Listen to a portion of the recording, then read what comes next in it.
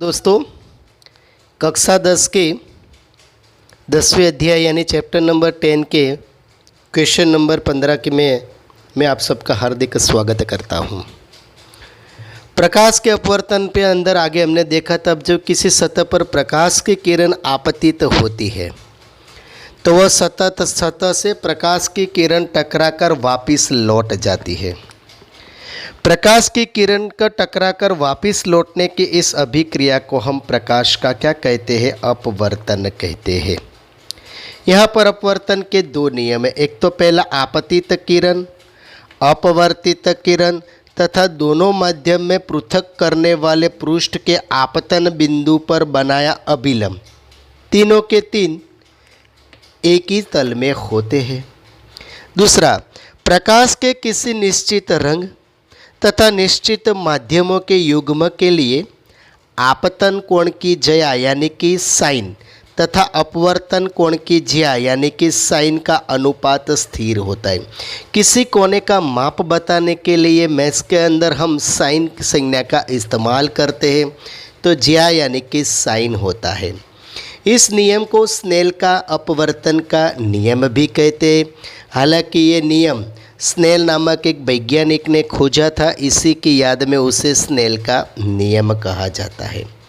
यदि I आपतन कोण है और R अपवर्तन कोण हो तो साइन I बटे साइन R बराबर स्थिरांक होता है। इस स्थिरांक के मान को दूसरे माध्यम का पहले माध्यम की सापेक्ष अपवर्तनांक कहते हैं और अपवर्तनांक को हम स्मॉल n के स्वरूप में पहचानते हैं। तो अब ये प्रश्न ये हो गया कि अपवर्तनांक क्या होता है। तो चलिए आगे हम अपवर्तनांक के बारे में जानकारी हासिल करते हैं।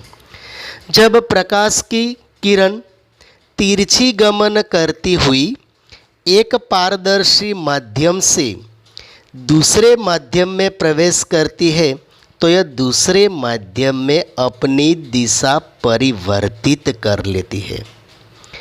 किन्हीं दिए गए माध्यमों के युग्म के लिए होने वाले दिशा परिवर्तन के विस्तार को अपवर्तनांक के रूप में भी व्यक्त किया जाता है। विभिन्न माध्यमों में प्रकाश के संचरण की आपेक्षिक चाल से संबंध किया जा सकता है। आप तो जानते हैं, चैप्टर की शुरुआत में आ गया था कि भाई निर्वात में प्रकाश 3 गुना 10 की घात 8 मीटर बटे सेकंड की चाल से चलता है। वायु में प्रकाश की चाल निर्वात की अपेक्षा थोड़ी ही कम होती है। हालांकि वायु और निर्वात में प्रकाश की चाल लगभग एक समान जैसी ही होती है, इसलिए उन दोनों में प्रकाश की चाल को एक समान रूप में लिया जाता है। कांच या पानी में यह यथेष्ट रूप से घट जाती है। प्रकाश की किरण माध्यम 1 से माध्यम 2 में प्रवेश कर रही है तो प्रकाश की चाल हालांकि माध्यम 1 है तो उसका V1 रहेगा और माध्यम 2 में चाल V2 रहेगी। तो माध्यम 2 का माध्यम 1 की सापेक्ष अपवर्तनांक, माध्यम 1 में प्रकाश की चाल तथा माध्यम 2 में प्रकाश की चाल के अनुपात को n/1 यानी कि माध्यम 2 की सापेक्ष में माध्यम 1 का अपवर्तनांक ऐसा उसे बोला जाता है। उसे निरूपित किया जाता है। कैसे?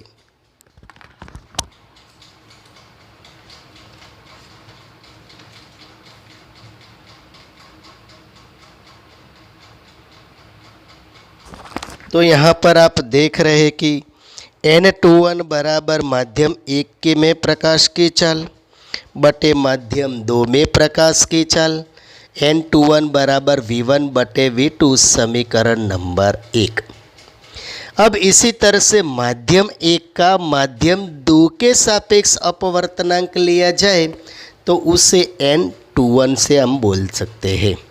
तो n/1 बराबर माध्यम 2 में प्रकाश की चाल बटे माध्यम 1 में प्रकाश की चाल, N12 बराबर V1/V2 समीकरण नंबर 2। निर्वात या वायु है तब माध्यम 2 का अपवर्तनांक निर्वात की सापेक्ष माना जाता है। यह माध्यम का निरपेक्ष अपवर्तनांक कहलाता है। उसे N2 से निरूपित किया जाता है। यदि वायु में प्रकाश की चाल c है तथा माध्यम में प्रकाश की चाल v है तब माध्यम का अपवर्तनांक Nm रहेगा। तो Nm बराबर वायु में प्रकाश की चाल बटे में माध्यम में प्रकाश की चाल, Nm बराबर C/V समीकरण नंबर 3। माध्यम का निरपेक्ष अपवर्तनांक केवल अपवर्तनांक कहलाता है। जल का अपवर्तनांक N वाटर बराबर 1.33 तथा क्राउन कांच का ही एक प्रकार आता है, उसका अपवर्तनांक N ग्लास कितना है 1.52 है। ऐसे बहुत सारे अपवर्तनांक किताब में कोष्टक के स्वरूप में बताया गया है, लेकिन वो तैयार करने की ज़रूरत नहीं है। एक बार अच्छे से हमें उसको देख लेना है। हमारे नॉलेज के बढ़ावे के लिए वो बहुत ज़रूरी है। अब लेंस की बात करते हैं। लेंस क्या होता है? तो दो पृष्ठों से घिरा हुआ पारदर्शी माध्यम जिसका एक या दोनों पृष्ठ गोलीय हो उसे लेंस कहते हैं। यानी कि जिस लेंस में बाहर की ओर उभरे दो गोलीय पृष्ठ होते हैं उस लेंस को द्विउत्तल लेंस कहते हैं। उसे केवल उत्तल लेंस भी कहा जाता है। उत्तल लेंस में क्या होता है कि प्रकाश की किरण अभिसरित यानी कि इकट्ठी होती है, इसलिए उसे अभिसारी लेंस कहते हैं। जिस लेंस में अंदर की ओर वक्रित दो गोलीय पृष्ठ हो उस लेंस को द्विउत्तल लेंस कहते हैं। उसे केवल अवतल लेंस भी कहा जाता है। अवतल लेंस प्रकाश किरणों को अपसरित करता है, यानी प्रकाश की किरणों को दूर फेंकता है, इसलिए उसे अपसारी लेंस भी कहा जाता है। अब यहाँ पर लेंस के संदर्भ में थोड़ा परिभाषा हम ले लेते हैं ताकि हमें पता चले कि वास्तव में क्या है। तो हम यहाँ पर देख रहे हैं मित्रों कि यहाँ एक बड़ा सा कांच का गोला लिया है मैंने, हल्का सा दिखाई दे रहा होगा। यहाँ पर एक दूसरा गोला लिया है, यानी कि दो सतह के गोलों से बना ये लेंस होता है। तो अभी मैं इतना बड़ा सा गोला लिया है तो उसका एक केंद्र यहाँ रहेगा और दूसरा एक गोला लिया है तो उसका एक केंद्र यहाँ रहेगा। तो ये जो गोले का केंद्र बनता है उसे क्या कहते हैं? हम वक्रता केंद्र कहते हैं। तो लेंस की गोलीय पृष्ठ जिन गोलों का भाग होता है उन गोले के केंद्र को लेंस का वक्रता केंद्र कहते हैं। लेंस के दो वक्रता केंद्र होते इसलिए उन्हें C1 या C2 द्वारा निरूपित किया जाता है। सेंटर को हम केंद्र को सेंटर बोलते हैं इसलिए उसकी संज्ञा है C, लेकिन यहाँ पर हम 2F के स्वरूप में उसको बता देते हैं। ठीक है, खास जरा आपको ये ध्यान में रखना है। बस उसी के अंदर थोड़ा परिवर्तन लाइए। जहाँ पर हम केंद्र लिखा था ना वहाँ पर क्या लिख देना है? हम उसको त्रिज्या। तो लेंस का दो गोलीय पृष्ठ जिन गोलों का भाग होता है उन गोलों की त्रिज्या को, क्या केंद्र की बजाय हमने क्या लिया यहाँ पर? केवल त्रिज्या। तो उन गोलों की त्रिज्या को लेंस की वक्रता त्रिज्या कहते हैं। हालांकि लेंस की दो वक्रता त्रिज्या होती है R1 और R2। केंद्र से सतह तक का डिस्टेंस जो होता है वो की त्रिज्या हो गई। मुख्य अक्ष यहाँ पर C1 और C2 के बीच वास्तव में कोई रेखा नहीं होती है, लेकिन कोई रेखा हो ऐसी हम कल्पना करते हैं। तो लेंस के दोनों वक्रता केंद्रों C1 C2 यानी कि 2F1 2F2 उन दोनों में से गुजरने वाली काल्पनिक सीधी रेखा को लेंस की मुख्य अक्ष कहते हैं। प्रकाशिक केंद्र ऑप्टिकल सेंटर बीच में आया है वो O केंद्र यानी ऑप्टिकल केंद्र यानी O। लेंस का केंद्रीय बिंदु इसका प्रकाशिक केंद्र कहलाता है। द्वारक ये पूरी वृत्ताकार जो सतह बनती है वो। गोलीय लेंस की वृत्ताकार रूपरेखा का प्रभावी व्यास उसका द्वारक कहलाता है। मुख्य अक्ष लेंस का मुख्य फोकस यानी फोकल सेंटर, यानी उसको एफ, कैपिटल एफ से बताते हैं। यहाँ पर आप देख रहे हैं कि मुख्य अक्ष के समांतर आपतित होने वाली ये सब किरण हैं, अपवर्तित होकर कोई निश्चित बिंदु पर इकट्ठी होती है।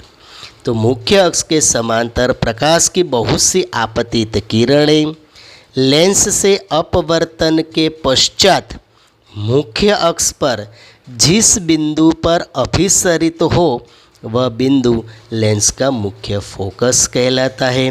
लेंस के दो मुख्य फोकस होते हैं, F1 और F2।